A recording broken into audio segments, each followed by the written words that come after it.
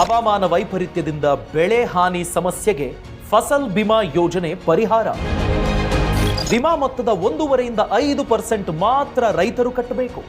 ಉಳಿದ ಪಾಲು ಸರ್ಕಾರ ಭರಿಸುತ್ತೆ. ಪ್ರವಾಹ, ಬರ, ಕಾಡು ಪ್ರಾಣಿ ದಾಳಿ, ಮೇಘಸ್ಫೋಟ ಹೀಗೆ ಅನೇಕ ಕಾರಣಗಳಿಗೆ ವಿಮೆ ಲಭ್ಯ. ಬೆಳೆ ನಷ್ಟವಾಗಿ ರೈತರು ಸಂಕಷ್ಟಕ್ಕೆ ಸಿಲುಕದಿರಲು ಹಿಂದೆ ಫಸಲ್ ಬಿಮಾ ಯೋಜನೆ ಬಗ್ಗೆ ತಿಳಿಯಿರಿ. ರೈತರು ಸ್ವಾವಲಂಬಿ ಆಗುವರು. ಈಗ ಬರ ಬರ್ಲಿ, ಪ್ರವಾಹ ಬರ್ಲಿ, ಏನು ಭಯ ಇಲ್ಲ. ಈಗ ಆಲಿಕಲ್ಲು ಬೀಳ್ಲಿ ಅಥವಾ ಕ್ರಿಮಿಕೀಟಗಳು ಬೆಳೆ ತಿಂದ್ರು ಯಾವುದೇ ಚಿಂತೆ ಇಲ್ಲ. ಈಗ ಯಾವುದೇ ವಿಪತ್ತು ನಮ್ಮ ಬೆಳೆಗೆ ಬಂದ್ರು, ಹಾನಿಯಾದ್ರೂ ನಮ್ಮ ಕ್ಲೈಮ್ಗೆ ಸರಿಯಾದ ಪಾವತಿ ಪಡಿತೇವೆ. ಯಾಕಂದ್ರೆ ನಾವು ತೆಗೆದುಕೊಂಡಿದ್ದೇವೆ ಪ್ರಧಾನಮಂತ್ರಿ ಫಸಲ್ ಬಿಮಾ. ಬಿತ್ತನೆಯಿಂದ ಕಟಾವಿನ ತನಕ ಪ್ರತಿ ಅಪಾಯಕ್ಕೂ ಕ್ಲೈಮ್, ಕನಿಷ್ಠ ಪ್ರೀಮಿಯಂನಲ್ಲಿ ಗರಿಷ್ಠ ಪಾವತಿಸುವ ಭರವಸೆ. ಪ್ರತಿ ವರ್ಷ 5 ಕೋಟಿಗೂ ಹೆಚ್ಚು ರೈತರು ಈ ಯೋಜನೆಗೆ ಸೇರುತ್ತಿದ್ದಾರೆ. ಈಗ ನಿಮ್ಮ ಸರದಿ. ರೈತರು ಸ್ವಾವಲಂಬಿ ಆಗುವರು.